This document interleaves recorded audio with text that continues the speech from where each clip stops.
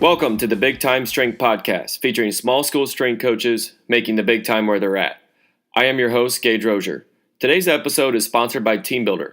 TeamBuildr provides strength conditioning software to athletics programs around the country. Whether you write your own programs or want access to over 100 templates, TeamBuildr can make your program more efficient, more accountable, and smarter when it comes to measuring your team's effort in the weight room. Visit their website and start a 14-day free trial at teambuildr.com. Thank you for listening, and I hope you enjoyed today's episode.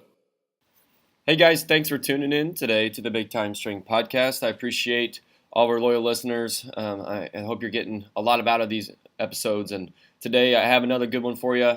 Coach Dillon Adams. He is the Director of Athletic Performance and the head powerlifting coach at Ottawa University. And I had a really good conversation with him, and he's another guest, like many of our other guests, who is the first full-time strength coach there at Ottawa. So I like talking to those guys and talking to them about how they get the program started, some of the challenges they faced, and he certainly expands on that in this episode and brings a lot of other great stuff as well. So hope you enjoyed that content. Today, our resource review, as always, this segment is brought to you by Optimum Nutrition. I appreciate them sponsoring our podcast.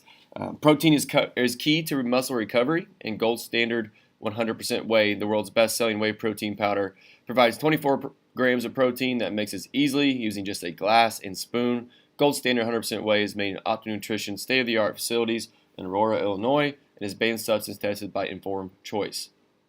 Through Optimum Nutrition's new athletic program, you can also get Pro Gainer for big athletes looking to become even bigger and ready to eat protein snacks, including crisp bars, cake bites, wafers, and almonds.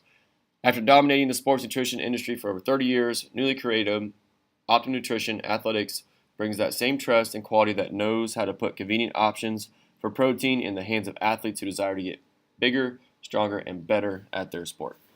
All right, guys. So today, last one I did 2 weeks ago, I talked about a book called Leadership in Turbulent Times. And I'm going to expand on that again today. So it's a 4-parter, and I just shared a quarter of the first part about Abraham Lincoln last time. And this section, I want to do part 3, Abraham Lincoln. And this section is talking about how Abraham Lincoln led in their most important time of his presidency, and it's obviously during the Civil War for Abraham Lincoln. So how she broke this book down, there's kind of 17 bullet points within, key things he did as a leader, and she obviously expanded on all that. But today, I'm just going to read kind of the main bullet points that I thought were pretty powerful that told a lot about Abraham Lincoln's ability to lead. Number 1, acknowledge when failed policies demand a change in direction. 2, gather firsthand information, ask questions. 3, find time and space in which to think. 4, exhaust all possibility of compromise before imposing unilateral executive power. 5, anticipate contending viewpoints. 6, assume full responsibility of a pivotal decision. 7, understand the emotional needs of each member of the team. 8, refuse to let past resentments fester, transcend personal vendettas. 9, set a standard of mutual respect and dignity. Control your anger. 10, shield colleagues from blame. 11, maintain perspective in the face of accolades and abuse. 12, find ways to cope with pressure, maintain balance, and replenish energy. 13, keep your word. 14, know when to hold back and when to move forward. 15, combine transactional and transformational leadership. 16, be accessible, easy to approach. 17, put ambition for the collective interest above self-interest. I love all those things. I've learned so much from this book, and I might even just keep sharing some of the other points from some of the other leaders that she talks about. But I just think it's interesting how Abraham led back in the times, and you're seeing that in the greatest leaders still today, and how great leadership was the same back in 1865 that it is today. So, all right, guys, that's enough for me. I hope you enjoy the episode today with Coach Dillon Adams. Please reach out to him with any questions. Enjoy. Coach Adams, I really appreciate you coming on the Big Time Strength Podcast. Why don't you get us going? Give us a little background of your journey through strength conditioning and where you're at right now. Yeah, absolutely. Thanks for having me on. Story of me, right now I'm at Ottawa University. I'm our first full-time strength coach the campus has ever had. Really cool opportunity to come in, start a program. We're a unique school. We've got about 28 teams, and it's a unique opportunity to come in and build something from the ground up. Was blessed with good facilities to start with while I got here. And I had to jump on something like this when I saw it. Came here from the University of Houston. I was working with the football team there as well as women's tennis and women's golf. Great opportunity there. I learned a lot of good things there, how to run a program at a very high level, at a high caliber, and get everything I can out of my athletes in many different ways, and saw a lot of different culture there that I just hadn't seen before. I was fortunate enough to take an internship after doing a graduate internship for my master's at University of Texas under Coach McKnight. He was a great mentor, somebody I still reach out to as much as I can, working with the football team there. And talk about high-level athletes. I've been Division II, Division III most of my career, and seeing that side of things was great. But the whole time I was there, I kind of felt like I was missing something. I missed being around a small school because I spent the last 2 years before that at Tarleton State, a Division II school down in Texas, working with every team imaginable. That we had football, both basketballs, volleyball, baseball, softball, you name it, just like a normal small school, working with everything. Very fortunate to be able to get my master's and then do what I love the whole time. Coach Rod Cole there, he's been in the game forever. I think he's going on 34 years now, and he taught me so much that I can't thank him enough. Getting me into the game. I thought I knew a lot going into there, and it helped me a whole lot getting in and having the responsibility thrown onto me like I did. Got started my whole career at Howard Payne University. I actually played football there. Played 3 years of football. I had a shoulder injury going into my junior year and finished the season out. Unfortunately, I had to have a really bad surgery on it. The recovery on it was a lot longer than they ever expected to be. So I asked our coaches, hey, can I help the team out in any possible way? Can I coach a position? Started with a position group. I coached tight ends, played offensive line, and coaching tight ends. And, I was like a fish out of water, didn't know what I was doing. But they had noticed that I had an affinity for being in the weight room and, the workouts. I was always more excited around that. So they had asked me after my first year to start coaching. I basically took over our strength conditioning department for our football team as a senior in college. Didn't know anything except for what I learned in my personal training classes. So, I look back on that first program I wrote for our football team, and I'm kind of wondering, how did I ever get anybody better? But found a way, but it was kind of baptism by fire. Here you go. Don't get anybody hurt. And was lucky enough to really find my passion at a young age.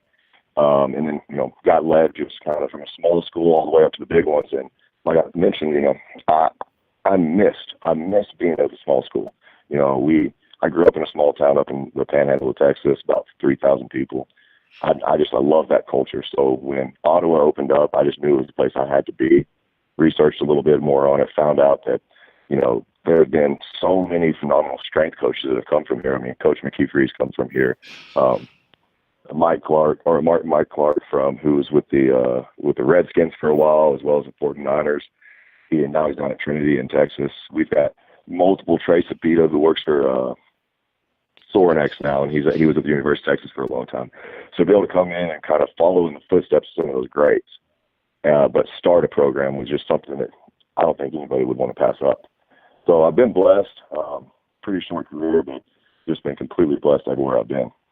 A lot of great experience coaching across multiple levels, and I really like asking this question, especially for coaches who, like you just said there, had the opportunity to kind of start a program from scratch and be the first full-time strength coach there.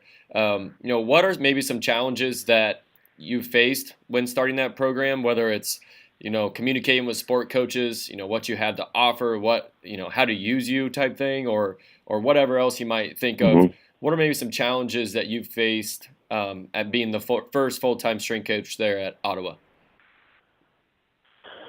I think the biggest thing was just like you mentioned, was communication at first. The sport coaches didn't quite understand everything that went into it. It was kind of a few jokes when I first got here, oh, you just write a program, tell them to bench and something like that. And as we've gotten further into it, the coaches have understood that it's not just putting a program together, but it's building a culture. It's a high level of communication. It's thinking of what the needs are to be. I'll be honest, when I came here, coming from Houston, I was expecting maybe a little bit more than I should have. And after the first warm-up I did with the team, I went back to the office real quick while they were getting a drink, and I just changed the entire workout because I overshot it a little bit. But figuring things out, the teams were just not where we needed to be, but we've come a very long way. But communication with the coaches and letting them know that I'm here to help them in any way possible. Make sure they let me know what's going on, schedule change. It's hard to say what the biggest thing was because it was a completely raw thing for everybody. Coming in, and I think the expectation of what I wanted, because there had never been an organized set principle of how things need to be run in the weight room. And once we got the culture of what's expected, of how to work and what to be done, it's been smooth sailing pretty quick since then. But those first 3 or 4 months was a struggle.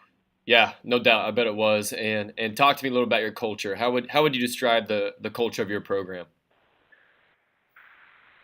I'm real big on, I want the athletes to want to come into the weight room. Nobody wants to go into a weight room where you're scared to let loose and have a little bit of fun. If they're not looking forward to their training session, whether it be a 5:45 in the morning or a 5:30 at night session, you're not going to get everything you can out of them. So that was one thing I explained real fast when I got here is, hey guys, we can have as much fun as you allow to have in here, but as long as we're getting our work done, I don't care. I've got few rules, and it's all about making sure we're safe, but I like the athletes joking around, dancing. I'll turn the music up real loud. And it's one of those deals, they know they work hard. They leave sweating, they leave tired, but they don't feel like they don't want to come back the next day or the next day or the next day going forward. Everybody enjoys coming in. And it's getting to the point now, my office doors open. Even if I'm out with a team, coaching on the floor, I'll have 5 or 6 athletes hanging out in my office, just hanging out because they want to be in the weight room. They want to be around what we have going on. And that's what I wanted to have when we got here, was make sure this is something the athletes don't dread. They enjoy not only getting better, but being around their teammates. Well, that says a lot, 100% about what you're building there. And one of our opportunities we have as strength coaches, and it's honestly one of my favorite parts, is to be a part of that building of team camaraderie and building leaders. Are there any ways that you're going about doing that you'd like to share? Yeah, for sure. One of the biggest things is I'll throw a competition amongst the group in the middle of a workout. I'll stop everything and we'll do something. And it builds that little bit of, the competition aspect, but they get to root for each other, or if they have something going on, they can even kind of figure something out. If you've got some beef between guys on a team or girls on a team, they can get it figured out. And I'm not saying any kind of, we're not wrestling or anything like that, but we'll go right out to our open field by the weight room. We'll do a relay race. Anything like that that'll just build the competition that we need. We'll hold, and who can hold the longest pull-up hold. And then we'll time it, and we'll put it up on a little sheet, and then the next time we do it, hey, we had a minute 45. Can anybody beat that one today? And then you get guys that really start pushing each other and saying, hey, I got you, or they'll ask for it on their own. And that's been nice. Out and runs, we'll do the same thing. Our football team does a really good job with this. They call it the Braves Challenge. So we'll do once a week, and they don't know which day. We'll come up with some sort of team challenge, and we'll break them up into 8 or 10 teams, depending on how many guys we have in our off season. And it can be anything from a wheelbarrow race to a fireman's carry or crab walk relay or a med ball relay, something like that. But what's nice to see is them build that competition, and then it transfers out to the field. But you really, really get to see who the leaders are on a team are when you throw that random competition no one's expecting. You get to see them step out and maybe step out of that comfort zone. Maybe that quiet guy that doesn't say much but when it gets right on, he just flips a switch and he's ready to go. And that's been nice to see. You sparked my brain when you're talking through that stuff about, I love the, putting up the time they can hold in the pull up and see if anybody can beat it throughout the day type thing. I think that's something we can do here. Their athletes would like a lot, I think. And like you said, just mid workout, throwing something at them, it kind of keeps them on their toes too, I'm sure. Exactly. Yeah. They never know when we're going to get something going. That's good.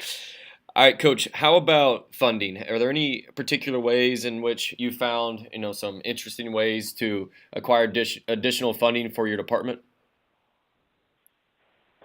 So, being a new program, the school wanted to help out as much as we can this first year. I mentioned a little bit earlier, we were really blessed with a great facility when I got here. We had 12 Sorinex racks already. And what we did as a school is we hold a golf tournament every year. And the entire golf tournament, I was able to convince the department into saying, hey, let's get all the proceeds basically to go towards getting 3 more racks, get us to 15. As you know, as a coach, 15 workstations, 3 extra ones, that's huge. Yeah. That's at least an extra 9, maybe 12 guys you can get into at a time. So I was fortunate to be able to prove why that was needed. But one thing we've done is we've had a biannual fundraiser with T-shirt sales. First one we didn't have great, but we just created our logo, had a nice quote on the back of it. But the second one, we raised about $2,000 off just T-shirt sales on campus. Families jumped in, had grandparents and people just around town because it's an exciting thing. We had about 30% of our faculty on campus actually decide to buy something. So we had really good success with that. And right now, still being a new program, we're looking at some other options. Looking at possibly getting some sort of alumni relations where we send out a memo type thing biannually, where it just updates of where we're at as a program. Big PRs by teams, how each team is doing, things that we're doing in the weight room to help them perform on the court and field, and let the alumni see that and see what maybe they've got family here, so their family see them enjoying not only out on their their field of play, but as they're in preparation. They get to see that as well. It's something most people don't get to see. So we're kind of exploring the opportunities of doing something with that.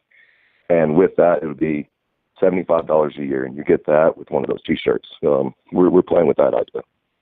I love where you're going with that, and I think engaging those alumni would be pretty powerful. If you don't mind expanding, how do you? Because we do T-shirt sales as well, and we didn't get near what you did there. You mind expanding on how you executed that? Are there athletes going out there and asking people to buy shirts? Are you just engaging their families? How are you getting the word out about selling these T-shirts? Oh, sorry about that. The easiest thing that we did is I use social media. So I blasted all over Twitter, Instagram. We have our own athletic performance page. We blasted that all over the place about 2 or 3 times a week. As it got closer to the end of our deadline, I started blasting emails to all the faculty, all of the staff, all the families of who I had email of. And that's how it spread out. And then one person bought it, and then they saw it. Man, these are pretty sweet. And more people wanted to jump in and get it. But it was just blasting as much as I could online, and it worked really well. Awesome. All right, Coach, why don't you give us a little background of your staff you have there at Ottawa with you, and maybe how you manage that staff and develop them to execute your program with the student athletes. So first semester was just me. I had a Ottawa graduate that he decided to just volunteer his time, and since then he's gone on to be a part-time strength coach over at Kansas. So glad for him. It was great. Since then I've added 2 GA positions, and it's been a phenomenal help. Having 2 more people in here to help with our teams has made my life so much easier. I'm kind of it's the way I was thrown into it, but baptism by fire. So when you're one of my staff members, your teams are yours. I make sure I look over what you do with them. I'm always watching what you're training with them, but they're 100% yours. So you can kind of learn through mistakes. It's the best way to learn. And then when I see something that needs to be taught, I will jump right in and I'll say, hey, why are you doing this? What is your reasoning behind this? And they learn it pretty quick. We all office together in one room, and we just have discussions. almost every day, multiple times a day, about training, about coaching philosophy, about anything, about life. And I try to make it as much of a fluid environment as I can to help the guys develop as coaches, but not only as coaches, but as people. Because the athletes need to know that they're also people, not just an hour 15 or hour that they see in a day. So I encourage them to get out on campus, go to events, go eat in the caf when it's busy, and make sure that they're able to develop themselves, but have that presence on campus with our athletes. And we do teach. I have reading assignments that I do for both of my GAs, and we discuss them. I have undergrad interns that we have assignments they have to do and projects. So I have all my undergrad interns write projects, yearly plan for a team that they get to choose as long as it's not one that they play in. And then they have to write a 12-week program for that team. And we sit down and discuss of, well, why did you do this? What was your reasoning behind this? And what would you do different after we discussed it a little bit? And I throw it out quick, what would you do different after what we discussed? And I found that they respond really well to having that done. And then they get the chance to actually do some practical programming. And then what I'll have them do, if they're in their off season, they'll run that program they wrote for 2 weeks to see how it feels. And the funny thing has been with those undergrad interns, they've run that program, and then, Coach, I would never have somebody do this because, man, this hurts. What did I do to them? I mean, so that's what's nice. So they get a feel for it. So when they get out of here, I can trust and say that they can program a little bit. They may be raw, but I know they can program, and they're ready for whatever the next step may be. Great idea with making them run through the program, because I've just had a conversation with my staff members the other day about, doing your program so you know how it feels type thing. And I told them, one time I wrote a program and I started doing it on my own. I realized that I had paired barbell RDL with pull-ups and then something else that was forearm, and I couldn't hardly grip anything. By that third round on, it was like it didn't even strike me until I actually did it. So great point there. It's a great exercise for your staff. It's awesome. All right, let's switch gears. Let's talk a little training. What is your training philosophy? So we run a tier system with Coach King came up with. Of course, being at Houston, Texas, they're deep in the tier. Before I had gone to Texas, I had started running a little bit with the tier system, but it was the basic of the basic. And then I was able to expand on it and learn a lot more while I was with Coach McKnight. And I've been able to put more on it. But the biggest thing that's nice about it is when we have so many teams and so many we have extremely high level athletes all the way down to athletes that maybe have never touched a weight in their life, maybe even never sniffed a weight room before they came here. The beautiful thing about it is it can be fit into any kind of program and any kind of methodology you want to follow. And if you want to run a simple, just linear program with the most basic of exercises, you can do that, or you can run conjugate out of it. You can run a 5-3-1, but the skeleton is still the same. The nicest thing about running the tier for us, and the way I look at it, is when you have 28 different teams you're trying to program for, you know what your template's going to be going through. You know what you're going to do at a certain point each day as you do it. So it simplifies our programming for us, and it makes our life a little bit easier, which I'm all about doing, making sure that we're able to get the best training for our athletes while not killing ourselves. And I think every strength coach can appreciate that. One thing I do like to do is I want to keep a bar or a dumbbell in our athletes' hands as long as we can to make them comfortable under it, especially once they get a little bit more advanced in their training, to get the most we can out of them. So we'll go from a hang clean on a day one to possible incline, like a front squat to an incline to maybe possibly a really light RDL. But those guys are constantly moving with that bar in their hand just to get comfortable with it. And then it becomes one of those deals, they just know what the flow is as the workouts go. They know what's probably going to be the next thing. And again, it makes us more efficient in here. But learning how to use a tier has been the best thing I ever did in my career, back when I was still starting out. And it's just amazing that we're able to apply it as we advance in how we want to train. We can still follow that same template. No, I second that. That's good stuff, Coach. And you mentioned there, working with groups, multiple groups, number one, but also um, a variety of training ages within those groups. So, do you have some type of, Mhm. level system to where you're training, guys that are advanced, intermediate, beginner, all within one Mhm. group? How do you structure that? Maybe expand on that a little bit.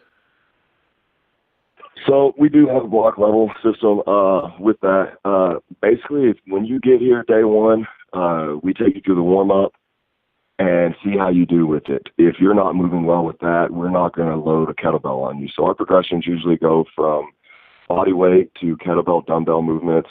Once you can do a proficient goblet squat, we'll get you moving with a zombie squat or something of that matter, just to teach a front rack position, teach an upright chest, getting into that. While hinging the whole time, we kettlebell swing a whole lot with our early on kids. And then we progress as we go. We have, during our larger teams as we go, we'll have beginners, intermediates, advanced by position group, and then also hopefully eventually we're going to have an elite group as we get there. But we don't base anything on numbers. It's all about how well the athletes move. And it's one of those, they know if they can't perform a good body weight squat, they're probably not going to touch a bar for a while. And we take our time. As they come in, I explain to them, I like to slow bake. So as we have hopefully 4, sometimes 5 years with our athletes, I've had an instance where athletes may be a junior and not touch a bar yet because they're not ready for it. They get stronger, but they just for some reason can't figure it out.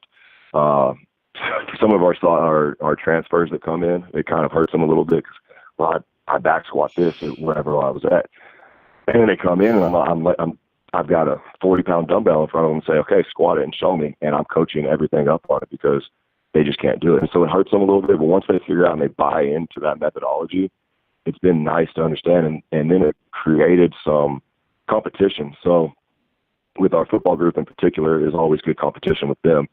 But we've got intermediate guys just chomping at the bit trying to get up with some of our advanced guys. And they're working harder trying to get in with that group because they're watching them do maybe a little more fun stuff, maybe something that looks a little bit flashier. It's not, but it looks like it. And they want to get over there. So it's kind of got a little more buy-in for us, which has been nice. But again, it's all how they move. I could care less if they squat 500 pounds, but if it doesn't look good, they're not going to be moving up.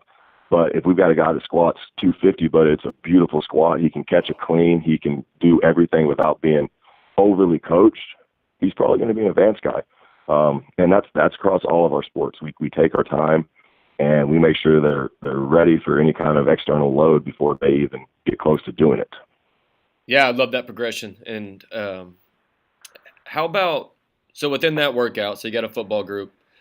So do you have you working with, your advanced guys, your GAs working with your intermediate, and another GA working with the guys who are a little bit lower than that? Or is it just kind of coach everybody as they come? So we do split it up. Right now in our off season, I am in charge of our advanced bigs and mids. One of my GAs is in charge of our advanced skill group, and then our other GAs are with our developmental group. And within that developmental group, we have the most of our student interns that we have come help. So we just have more eyes on them. And there's 2 different things going on with them. So we have some guys goblet squatting, some of them zombie squatting, and some doing a front squat. But we'll have 3 different workouts, 3 or 4 different workouts going on at once with 3 or 4 different coaches coaching, but it's all the same tempo. Everybody's working together on it, and all the coaches are coaching everybody. So if one of my guys, my advanced bigs and mids guys, is doing something and I may not see it, maybe one of my GAs sees it, he goes over and coaches it. There's no ego as far as these are my guys, don't talk to them. And that goes for all of our sports. With basketball, we had an advanced group and an intermediate group. Didn't have as many to need as big of a split, and 2 completely different workouts. Fortunate enough to be able to have enough racks to be able to do it that way. It looks like chaos, but it's all running very well together. So we have a lot going on at once. How about, what are maybe some programming methodologies that you use within that tier that you've had a lot of success with? Man, I've run everything from just simple linear, non-undulating, to undulating all the way up to complete West Side method. I got started off, I was a big 5-3-1 guy when I first started off. It was simple, and it got a lot of good strength out of them. I learned pretty quickly with some athletes that doesn't work because it's just the intensities are way too high. So we modified it a little bit. But it all depends on the time of the year where we're at and what their skill level is. I'm not going to band up a guy that's not ready for it. So that's usually kept for more of our advanced groups. So we stay away from that. We do a lot of French contrast with our more advanced groups. I've been very impressed ever since I started doing it, just with our guys and our girls, their way to be able to produce power out on their court or their field when we started throwing that in. We ran triphasic for the first time this year with some of our teams. Our baseball team did really, really well with triphasic. There's some things that I wish I would have done differently and things I think I could have done better. So that's why we do it, so we can learn a little bit. But it's one of those, I'm not afraid to do anything I see. If it's something that's up and coming, I usually run myself through it. And if I feel like it's good, I'm gonna throw it in with the team pretty quick. And if they respond well, we're gonna use it. If they don't, I'll trash it. It's one of those that everything's constantly changing, and I want to make sure I stay up with it. Yeah, absolutely, Coach. And then, what's next for you there at Ottawa? I mean, in the next 5 years, what's your vision for your program? We've got a lot we want to do.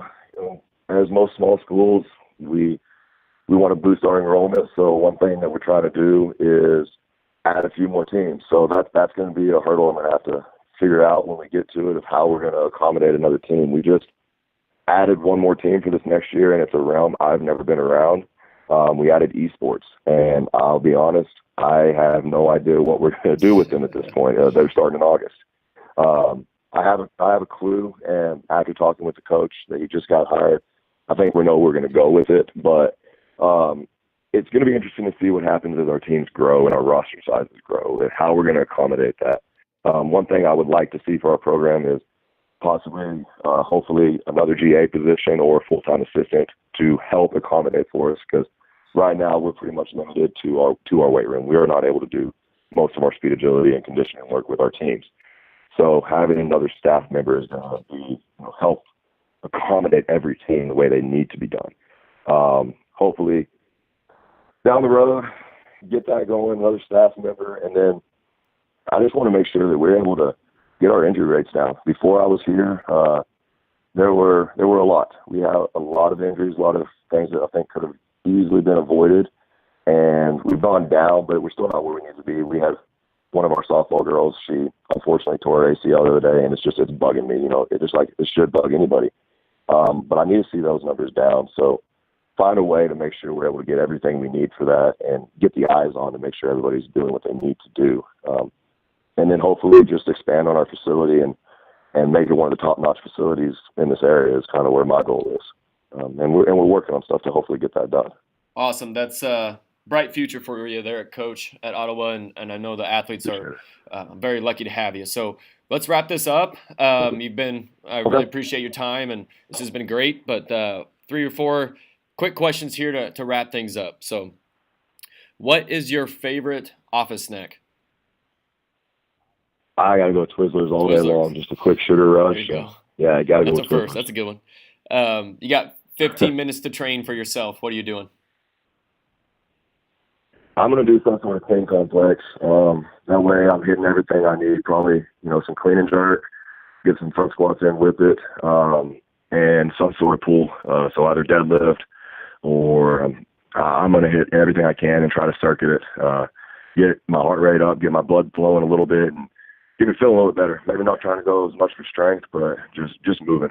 And how about what's on the radio for you when you're working out? What's your favorite playlist or like Pandora radio station? Anything that the teams have not been listening to all day. I'm open to anything. Yes. I've lifted to Hall & Oates some days just to change it up. Oh, I've heard Drake radio on Pandora, and I know every song on that one. That's good. I'm with you. Yeah. Favorite book? Favorite book? I gotta say Conscious Coaching. That one opened up a lot of things for me. Coach Bartholomew did great job on that Yeah, book. that's solid. All right, Coach, last one. Another small school coach that you know and this does a great job, you think deserves a shout out. Rod Cole down at Tarleton State in Texas. He's been at the big time, but he is killing it down there in Stephenville. Awesome. Coach, again, this has been great. I will put all your contact info in the show notes, so I encourage our listeners to reach out to you if they got any questions. But, keep killing it. Keep doing your thing. Good luck the rest of the spring and into the summer as, football season be rolling around here pretty quick. So appreciate it, Coach. Appreciate you, Coach.